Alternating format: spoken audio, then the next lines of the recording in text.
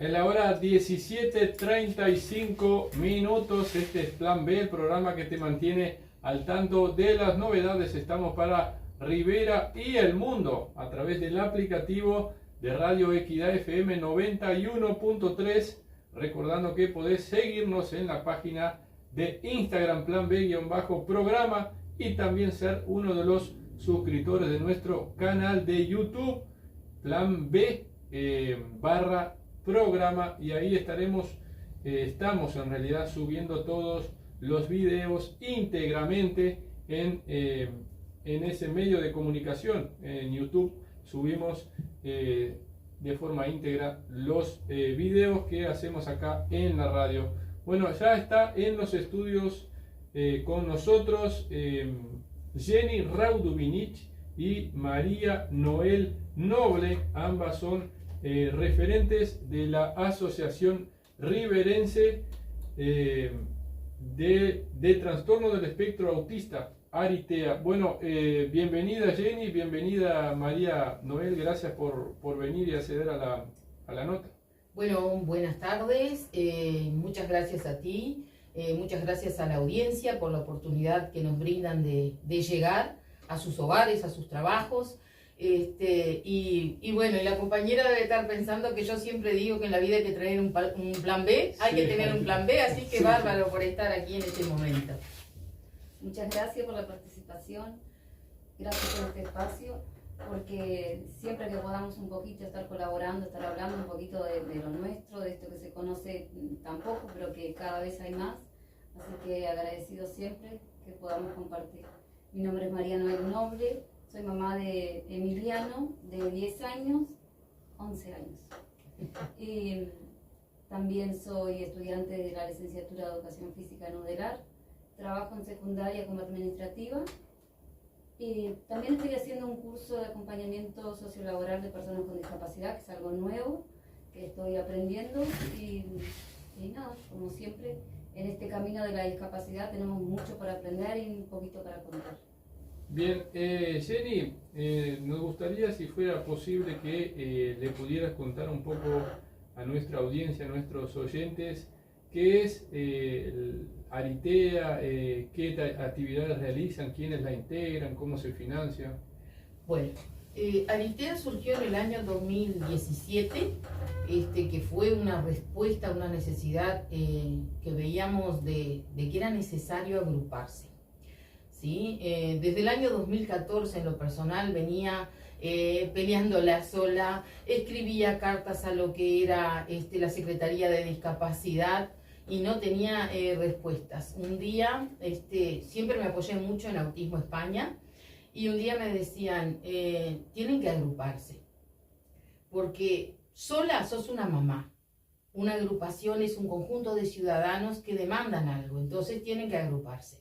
Entonces siempre decimos que Aritea nació en los consultorios, ¿sí? En recorrer los consultorios, en saber qué día atendía la neuropediatra, porque sabíamos que ese día íbamos a encontrar a familias y hablar con las familias y entender la necesidad de poder agruparnos. Tanto es así que enseguida que se conformó Aritea en junio del 2017, en la próxima visita de la Secretaria de Discapacidad fuimos recibidos, que en aquel tiempo era Begoña. Begoña era una española, no recuerdo bien, pero Mides estaba allí en calle Faustino Carámbula, y ella nos recibió. No recibía mis cartas, pero en ese momento nos recibió como asociación. Después vino la pandemia, eso nos trancó muchísimo, porque arrancamos con mucho ímpetu haciendo actividades, feria de tortas, veníamos a la feria del Acuaró, también a vender ropas y sobre todo a traer información y a contactar gente, porque la verdad a veces en la feria contábamos lo que habíamos logrado a lo largo de la mañana y de repente eran 700 pesos, pero vamos a contabilizar lo otro. ¿Cuántas familias se arrimaron?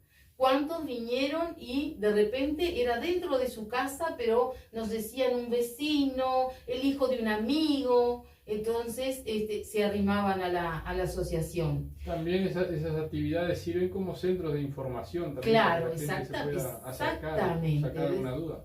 Después Aritea desde el comienzo estuvo presente en el desfile del 25 de agosto, que para mucha gente de repente no tiene tanto significado. ¿Qué les puede significar? No tienen idea de lo que es para la familia ver que su hijo es capaz de, con todas sus limitaciones en cuanto a lo sensorial, ser capaz de acompañar un desfile con el ruido, con el movimiento, con todo el estímulo que hay. Entonces, desde que se conformó Aritea y desde el primer desfile post-pandemia, allí estamos nosotros. Y eso es importante, por eso convocamos y aprovechamos estos micrófonos para convocar a la familia que vive a diario con el trastorno del espectro autista, que se haga presente, que cuando nosotros los invitamos a ir, si valoramos que esa media hora es una forma de colocar el autismo visible ante toda la sociedad, porque vamos a ser realistas, en Rivera creo que los 25 de agosto son famosos porque casi todo el mundo va a ver el desfile, pero sobre todo lo que significa que nuestros hijos puedan lograr, ¿sí?, esa meta. El año pasado, por ejemplo, nos acompañó el Hombre Araña, ¿sí? Y fue fantástico, porque chiquilines que antes hacían 3 cuadras, por ejemplo, y tenían que abandonar el desfile porque habían llegado a su límite, ¿sí?, de estímulo, lo hicieron completo. Cuando doblamos en calle Paysandú no podíamos creer. Entonces, son pequeños logros que nosotros tenemos que ir valorando como familia. Ahora el día 2 tenemos la Correcaminata por el Autismo, que lo organiza el grupo Correr por Placer. La gente dice, ustedes quieren, no, nosotros en realidad somos beneficiarios nomás, porque ellos hace ya un par de años también quieren colaborar de alguna forma con Aritea. Entonces parte de lo recaudado, porque obviamente tienen el costo de las camisetas, de las medallas, ¿sí?, y parte de lo recaudado es volcado a Aritea. Nosotros el 25 de agosto tenemos entonces el desfile. Y además el día 6, ahora el día 6 de agosto, organizado por lo que es la unidad de neuropediatría de la Facultad de Medicina, se va a llevar a cabo un taller con las familias, una charla con las familias. Viene el equipo de Montevideo, ¿sí? Y es una posibilidad que nosotros tenemos como familia de poder plantear cuál es nuestra situación, pero sobre todo también de informarnos, de que ellos puedan saber cómo estamos en Rivera y también nosotros poder saber cómo estamos y cómo va a ser el futuro en Uruguay respecto al tema del autismo. Por eso también convocamos a las familias, es el día 6 a la hora 18. Sabemos que muchas familias dicen, ay, pero el horario, que no puedo. A veces el no puedo uno tiene que vencerlo. Bien, Jenny, cuando tengas obviamente el afiche de esta actividad, nosotros acá en Plan B, en este programa, tenemos un espacio de difusión de actividades y eventos que sean de interés general. Tenemos un espacio para difundir de forma gratuita, obviamente. Así que cuando tengas el afiche, nos envías y nosotros con gusto estaremos te lo reenvío ahora enseguida, porque ya lo tenemos. Es una actividad en la cual nosotros concurrimos como familia. No estamos involucrados en la organización está la Facultad de Medicina, justamente en la unidad de neuropediatría, pero como familia nos quedamos felices porque muchos de nosotros tuvimos que hacer viajes, ¿sí?, a Montevideo, a Durazno, a Tacuarembó, para poder informarnos, para poder participar en estos talleres donde nos pudieran dar herramientas para saber cómo tratar a nuestros hijos, cómo ayudarlos, cómo mejorar su calidad de vida. Bien, para quienes están recién prendiendo la radio o enganchándose a la transmisión, estamos en Plan B, el programa que te mantiene al tanto de las novedades. En esta oportunidad, recibiendo en los estudios de la radio a María Noel Noble y a Jenny Raudubinich, quienes son referentes de Aritea, que es la Asociación Riverense de Trastorno del Espectro Autista. María Noel, con Jenny Raudubinich, según lo que pude apreciar y escuchar de ella, además de obviamente ese trabajo en Aritea, las une un mismo sentimiento, que es tener un hijo con el trastorno del espectro autista. ¿Cómo es ser madre de un niño autista? Y yo te diría que es, bueno, constantemente es una mezcla de emociones. Bueno, nadie te enseña a ser madre, dice siempre, pero creo que ser madre de una persona con discapacidad ya te requiere un poco más de todo eso que vos no sabías, de todo eso que vos vas aprendiendo en el camino de ser madre. Y bueno, requiere muchos cuidados, requiere en el momento que te das cuenta que tenés una persona a la cual la tenés que acompañar, que la tenés que ayudar, requiere salir, en mi caso, que fue lo que hicimos, salir a buscar información, salir a buscar una manera de mejorar su calidad de vida. Entendemos como madres que realmente hay pocos recursos, que en todos los ámbitos siempre hay un debe, en la salud, en la educación. Muchas madres, no sé si decirte que la totalidad o la mayoría, siempre tuvimos un percance, siempre tuvimos algo en la escuela que escapa de lo que pasan quizás otros padres. Tenemos aquello de las largas horas de espera, de ese frío en la panza que cuando empieza el año, saber cómo va a ser la maestra, si la maestra va a poder acompañar, si la maestra va a querer, discusiones a veces que pasan con los profesionales, ya sea de la salud, ya sea con las personas de la escuela. Es como una bomba de tiempo, es algo que vamos tratando de aprender porque no sabemos nada, porque nosotros no tenemos preparación, cursos ninguno, nosotros aprendemos en el día a día. Ya para ser madre, nadie te enseña a ser madre, y también madre de un niño, en este caso con autismo, debe ser también un aprendizaje constante. Ellos mismos nos enseñan, porque ellos nos enseñan otras maneras a veces de comunicarse también. Hay autistas que no hablan, aprendes todo, es como aprender un mundo nuevo.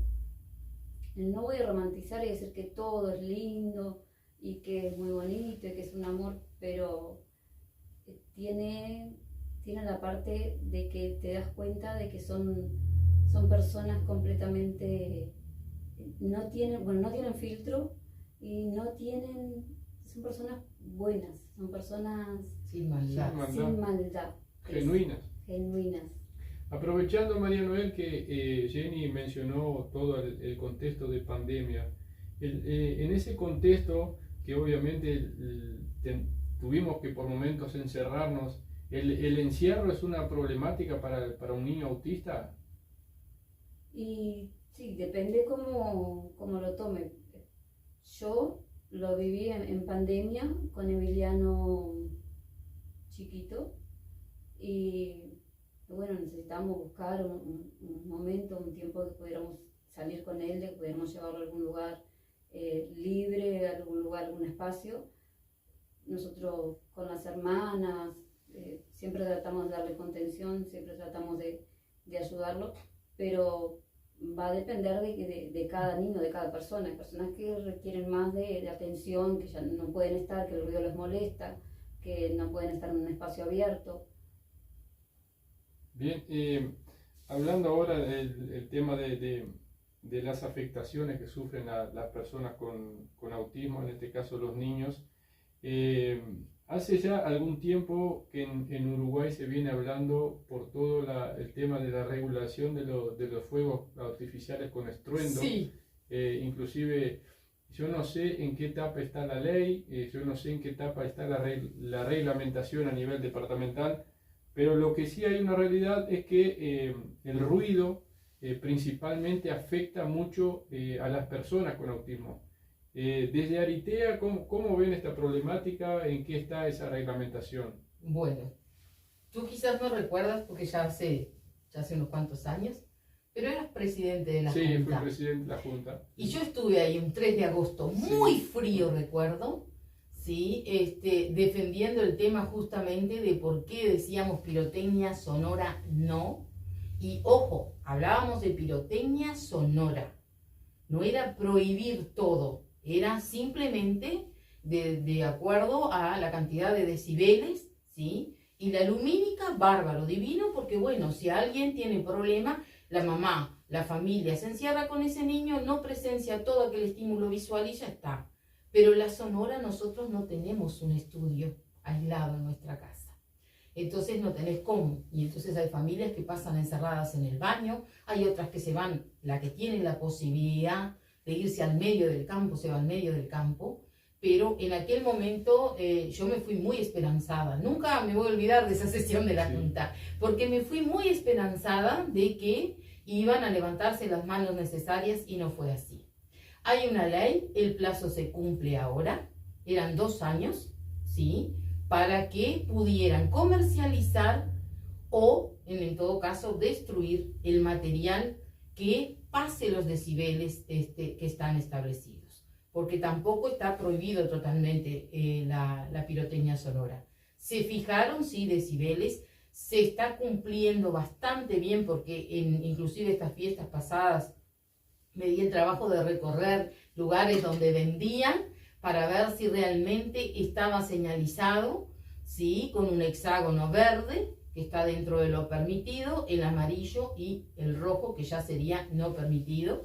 ¿Sí? Hay algunas instancias que la ley lo permite y eso tenemos que tener en cuenta porque a veces la gente, sobre todo en las redes sociales, sale y dice, porque no están cumpliendo con la ley. No están. La propia ley dice que cuando hay algunas actividades al aire libre, ¿sí?, pueden, siempre y cuando se respete los decibeles. O sea, no es que del día a la noche, digamos, no hay más pirotecnia sonora. No es lo que dice la ley. Pero si por lo menos se cumplen con los decibeles que está establecido, ya es de gran ayuda. Las cosas tienen que darse, y no porque una ley obligue, tiene que darse porque la conciencia de cada uno es la que tiene que hacernos discernir entre lo que es bueno para mí y lo que es bueno para el otro. Tengo que tener ese justo equilibrio. También el respeto, ¿no? Y eso, claro, y eso es algo que es cada persona. No adelanta, porque ¿qué pasa? Del lado, por ejemplo, de Libramento, es prohibido. Y ellos vienen y hacen su fiesta de estruendos del lado de aquí.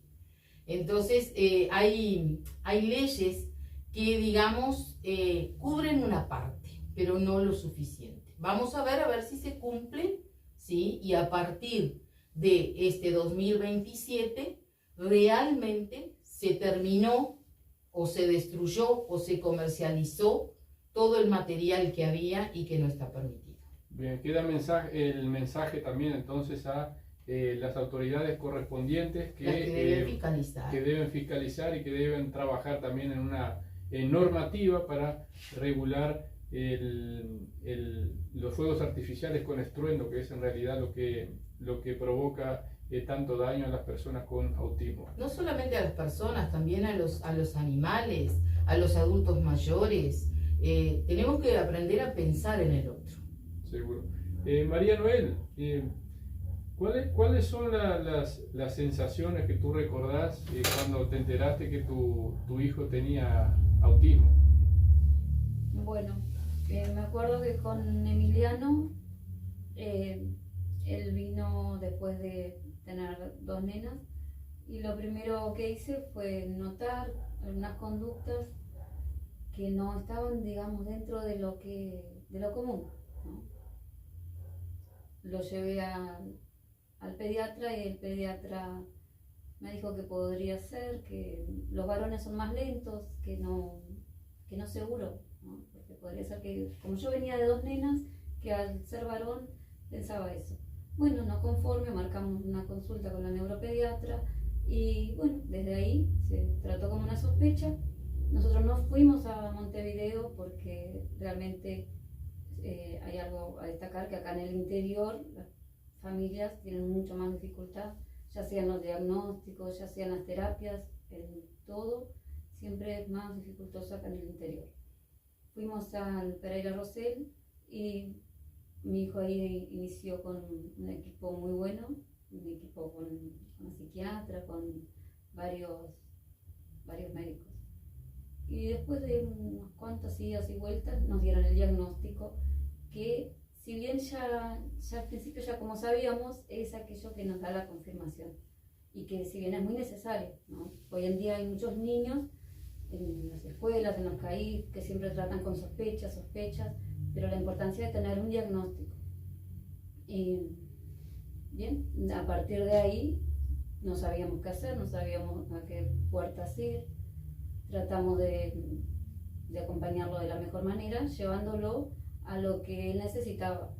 Y cada niño necesita las terapias, ¿no? Diferentes. Emiliano, en su caso, necesitaba fonoaudióloga, que su tema tenía dificultad en el habla, la psicomotricista. Y bien, como madre, tenemos ese momento del duelo, de sentirnos mal, de creer que fallamos en algo, de querer saber mucho también, de las expectativas que teníamos, de que si se van a cumplir, de que si no. Tenemos altos y bajos, celebramos cosas que otros padres a veces lo tienen como común en sus hijos, nosotros vemos cada avance de ellos, lo celebramos. Son sensaciones,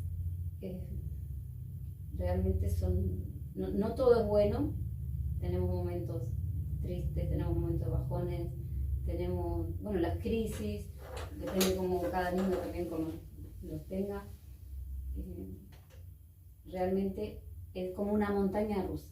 Hay momentos que está todo bien, hay momentos que estamos arriba y tenemos esos bajones, puede pasar una crisis, puede pasar que venga todo estable y de repente algo desencadena, que ya pasa algo, las sorpresas, nunca sabes cómo va a ser el otro día, cómo va a ser su estadía en un lugar. Es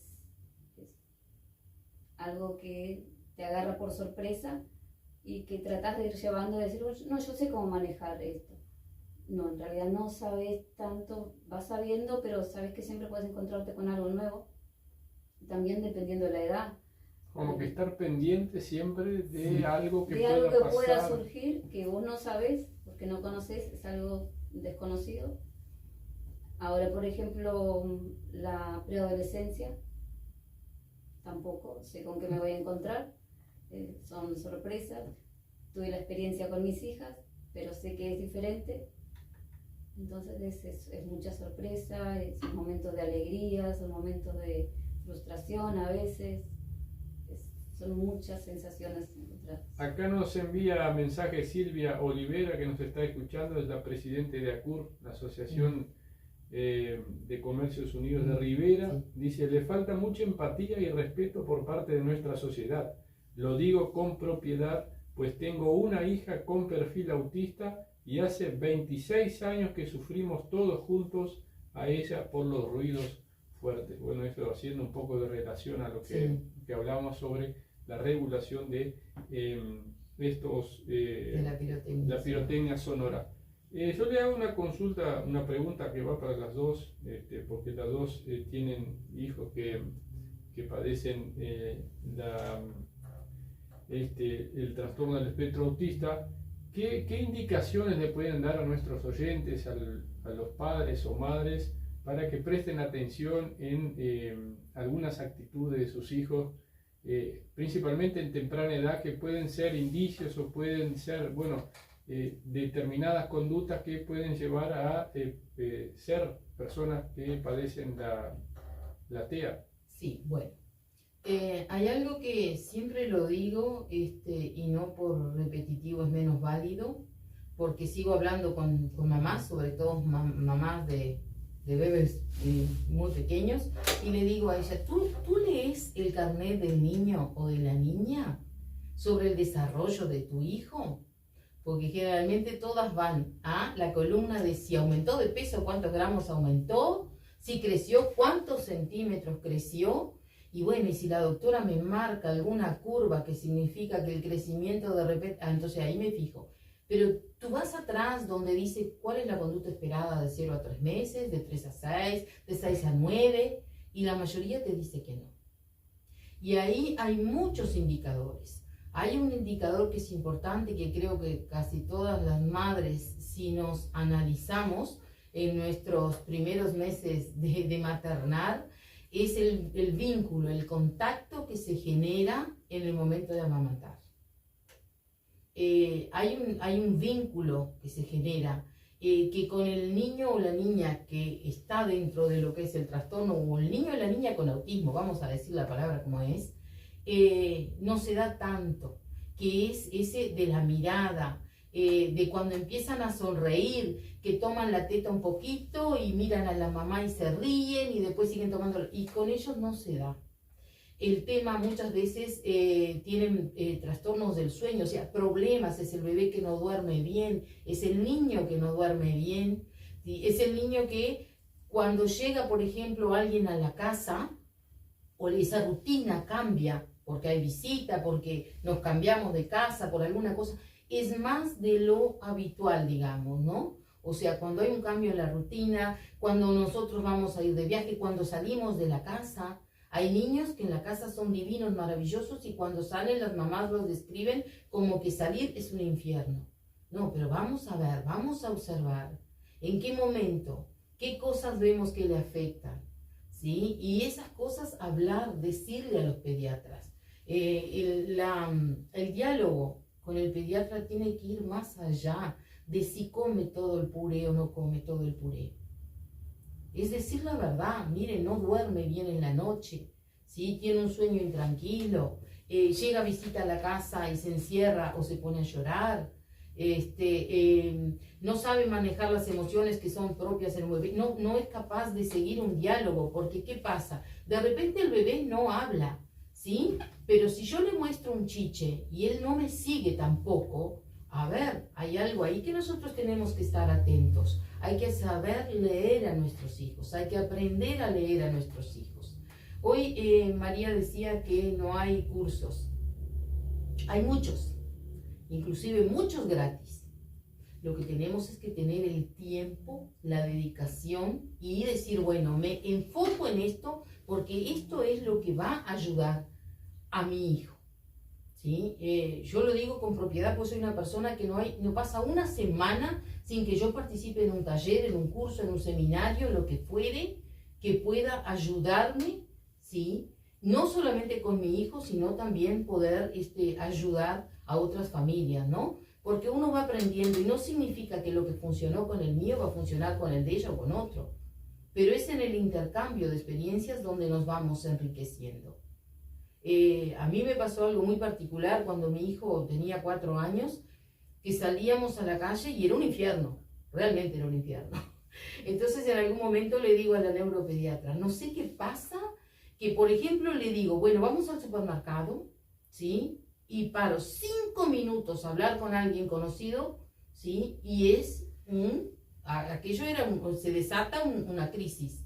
Y ahí ella me empezó a explicar y me decía, tú tenés que manejar siempre la posibilidad, el imprevisto. Entonces cuando tú salís, para ti es obvio, pero para él no, su cerebro procesa de otra forma. Entonces tú le vas a decir, vamos a salir de casa, vamos a ir al mercado, puede que me encuentre con una amiga y tengo que parar a saludarla, entonces la voy a saludar, tú vas a quedar quietito y después vamos a seguir al mercado.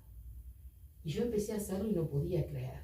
Digo, ¿cuántas pataletas le hubiera evitado? ¿Cuánto le hubiera evitado a él y a mí pasar mal de haber sabido esas cosas? De saber, por ejemplo, porque aprendí también, de la mano de profesionales, aprendí que ir al supermercado en un horario donde hay mucha gente, donde el pan está calentito, y que a mí me encanta el olor del pan calentito, pero de repente a él, ¿sí? Eso es un estímulo que no lo tolera, ¿sí? O él no siente el olor de la fruta que está en descomposición, ¿sí? O lo siente mucho, o siente la rueda del carro, ¿sí? Porque la rueda del carrito está floja. Entonces tenemos que aprender a leer a nuestros hijos, y eso significa que tenemos que observarlos todo el tiempo. Hay que observarlos constantemente. Hay algo que aprendí y que me resultó muchísimo, y que cuando me cuentan situaciones, a veces converso con familias que les digo, a ver, ¿qué pasó antes? ¿Llegó alguien a la casa? ¿Fuiste por un camino que no era? ¿Ah? ¿Hubo un cambio? ¿Le pintaste de otro color la pared? ¿Sí? ¿Le cambiaste la textura de la ropa? porque aprendí que siempre, y eso en la vida, si nos analizamos nos damos cuenta, los seres humanos somos todos iguales para reaccionar. Solo que algunos, como hoy decía María, ellos no tienen filtro. Algunos tenemos ese filtro social, ¿sí? Y otros no. Pero tenemos que aprender a leer a nuestros hijos. Y ahí vamos a ver qué cosas son las que los desestabilizan, qué cosas los desequilibran. Y entonces de esa forma nosotros podemos aprender, ¿sí?, a ir previniendo lo que son las famosas crisis. Que esas sí afectan a todos. Afectan al entorno, afectan a la madre, al padre, ¿sí?, afectan al niño, afectan a los hermanitos cuando le toca, ¿sí? Porque yo siempre pienso en los hermanos. ¿Sí? Cuando tú tenés a tu hermano en la escuela y de repente viene el otro y te dice, sí, porque tu hermano hizo un berrinche, tu hermano quebró tal cosa. Hay que pensar en todo el contexto. Bien, yo no quise intervenir a Jenny porque me pareció fantástica la exposición y muy interesante lo que dice. Quisiera mandarte un saludo, Juan Pereira, que nos está escuchando. Dice, mi saludo y mis respetos a Jenny, una gran luchadora de las imprescindibles en la sociedad. Así que Juan Pereira, te mando un saludo. Dilmar Brun también nos está escuchando, que es el director de la radio, te mando un saludo. Sí.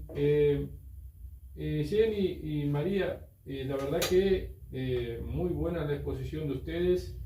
Yo le quería decir a los oyentes que presten atención y tomen nota de lo que dijo, y presten atención principalmente en sus niños, en sus hijos, y busquen ayuda y busquen a quienes puedan asesorarlas en este sentido, ¿no? A veces tienen dudas y bueno, como lo dijo Jenny también, nunca dejen de hablar con el pediatra y darle la información. Yo quería hacerles una última pregunta, que en realidad también es una curiosidad que tengo a nivel personal, es si las personas que padecen el autismo en alguna etapa de su vida adulta logran ser independientes completamente, es decir, tienen su propio trabajo, su propia familia. Bueno, respondo por mi parte, María responde después por la de ella. Depende siempre del grado, digamos, de autismo, que en realidad a mí no me gusta mucho eso de hablar de grados, porque parece que categorizamos a las personas y es como que las pusiéramos en un cajoncito, como ¿no? Estigmatizado. Claro, también. exacto. Porque, a ver, hay gente que por ahí era un grado 3 y con acompañamiento, con apoyos, con terapias, pasa a un grado 2 o un grado 1, ¿sí? O se da viceversa también. Alguien que en algún momento fue un autista grado 1, ¿sí?, y que no logra ese acompañamiento, no logra ese avance, ¿sí?, y pasa a un grado 2 o un grado 3. Eso siempre va a depender. ¿Va a depender de qué? De los estímulos, va a depender del apoyo de la familia, de la sociedad, de las terapias que tenga y de las posibilidades que hay. En España, en Argentina también se está llevando a cabo, por ejemplo, lo que son las viviendas asistidas, algo que nosotros también ya lo hemos mencionado en algunas oportunidades, en reuniones con autoridades a nivel nacional, en la importancia del proyecto de las viviendas asistidas. ¿Qué son? Son viviendas en las cuales conviven personas con autismo, ¿sí? Obviamente que son estudiados los perfiles para ver quiénes pueden convivir, así como pasa con cualquiera. Porque si yo tengo que convivir con ella, tengo que saber si me voy a adaptar a ella, ¿sí? Entonces, que ahí hay tutores, digamos, ¿sí?, que son los encargados de ver que todo vaya encajándose. Y no significa que hagan las cosas por ellos. Ellos van a trabajar, de repente alguno va a necesitar que en su ropero haya una etiqueta que diga aquí van las medias, ¿sí?, y aquí van las camisetas, o sea, necesita ese tipo de apoyo, pero no le quita independencia, ¿sí? En lo particular, me llevó muchísimo trabajo. Juan Pereira justamente es un vecino que conoce a Iván desde bebé y sabe todo lo que pasé con Iván y dónde Iván está ahora. Ahora a las 4:20 se fue en Turín porque inicia el lunes su segundo semestre, ¿sí? Está estudiando y trato de que sea lo más independiente posible, respetando, sí, su forma de ser, ¿sí? Yo le decía recién a una compañera de trabajo, eran 3:30 y le digo, me voy a la terminal a despedir a Iván. Y ella me dice, pero son recién 3:30. Digo, pero conozco a mi hijo. Sé que él necesita ese tiempo de llegar y estar allí y ver que el ómnibus viene arribando, sí, al andén de la terminal. ¿Cuántos años tiene Juan? 20. Iván tiene 20. Entonces, por eso te digo, de salir de Montevideo, de llorar un viaje entero, ¿sí? Entre la gente que decía, haga callar a ese niño. ¿Ah? Y él lloraba porque, claro, en ese momento yo salí de la consulta y yo me quería venir. No sabía, ¿sí?, que viajar de noche en un ómnibus a oscuras iba a ser un detonante para que él llorara todo el viaje. Después lo vamos aprendiendo, pero esa observación. Entonces, entre una persona que decía, haga callar a ese niño, entre todo aquello que me venía en la mente de lo que habían dicho, bueno, hay algunos que capaz que no pueden terminar la escuela, quién sabe si puede lograr el liceo, todo ese tipo de cosas, ¿no? Va a necesitar apoyo durante su vida. Entonces, bueno, tú salís de allí, tú decís, a ver, ¿cuál es el mundo que me espera? ¿Cuál es la vida que me espera? Pero ahí cada uno tiene su proceso de duelo, como decía María, ¿sí? Entonces yo dije, a este toro lo tengo que agarrar por las guampas, ¿tá? Entonces al otro día me puse a buscar información y ver de qué forma podía ir aprendiendo para ayudar a mi hijo. Y me di cuenta que ayudando a mi hijo también podía compartir lo poco que he aprendido para poder ayudar a otros. Ah, qué bueno. Bueno, María, no sé si tenés algo para agregarle. Vamos a reafirmar lo que dice Jenny y justamente comentar que el otro día estaba en un conversatorio también sobre inclusión laboral y bueno, estaba hablando una licenciada que ella es consultora de la inclusión laboral y el trabajo de ella es justamente ayudar a las empresas a que contraten a personas con discapacidad y ayudar a las empresas a mejorar para poder recibirlas. Me parece que la sociedad tendría que aprender a adaptarse, tener más empatía, a ver de qué manera puede ayudar, de qué manera se puede ir arreglando, de qué manera se puede, porque no es tampoco una negativa algo que se diga no se puede contratar a una persona con discapacidad, no tiene cómo trabajar. Capaz que adaptando, capaz que mejorando, sí se puede y todos tienen esa oportunidad. Así que creo que está el tema en la empatía en la sociedad, la empatía en las personas, en cómo lo toman la inclusión, en todas las discapacidades también, porque a veces hay maneras de inclusión que en realidad no están. A veces hablamos de una empresa o un lugar público que tiene una rampa y que eso ya es suficiente, y no es suficiente. Hay lugares que yo conozco, lugares donde ya estuve trabajando que tienen un baño para personas con discapacidad y ya tenemos el baño, pero el baño es un depósito de cosas, o sea que el baño no está pensado para que lo use, porque si mañana o hoy te llega una persona con discapacidad no puedo usar el baño porque el baño es un depósito. ¿Seguro? Que se hizo para decir que se tiene un baño para personas con discapacidad. Bien, bueno, es la hora 17, ya 14 minutos. Agradezco la presencia de ustedes, la verdad, una charla muy fructífera. Muchísimas gracias. El tema muy interesante e importante. Y bueno, queda dado el mensaje a los padres, a las madres, a los tutores, a los responsables de niños principalmente, que estén siempre atentos a las actitudes, al actuar de sus niños. Bueno, Jenny y María Noel, nosotros, como ya te había dicho, tenemos este espacio, así que cualquier actividad, cualquier información nos pasan y nosotros acá en la radio con gusto vamos a estar compartiendo. Bueno, te tomo 30 segundos para recordarles que el domingo 2 vamos a estar allí enfrente a Macromercado en la largada de lo que es la Corre Caminata por el Autismo. Les pedimos a las familias que vayan, que lleven a sus niños, que permitan que hagan aunque sea 100 metros, que tengan su medalla, porque hay medalla para todos, ¿sí? Y que ellos puedan, porque en las ediciones anteriores fue muy gratificante verlos llegar y colgarse su medalla y correr aunque sea 100 metros. El día 6, la convocatoria para las familias a la hora 18, allí en la Digesa, en la Departamental de Salud, en el costadito del Hospital de Rivera. ¿Sí? Vamos a tener la oportunidad de dialogar con la gente de la Cátedra de Neuropediatría. Entonces, a ver, así como nos quejamos de que no hay información, bueno, ahora viene la fuente de información, entonces tenemos que aprovechar y convocar a todos para el desfile el día 25 de agosto. Bueno. Muchísimas gracias por este espacio y muchas gracias a la audiencia por la oportunidad que nos brindan de hablar sobre autismo. Bien, bueno, estimados oyentes, vamos a una pequeña pausa, no salgan de ahí que enseguida ya estamos con nuestro segundo invitado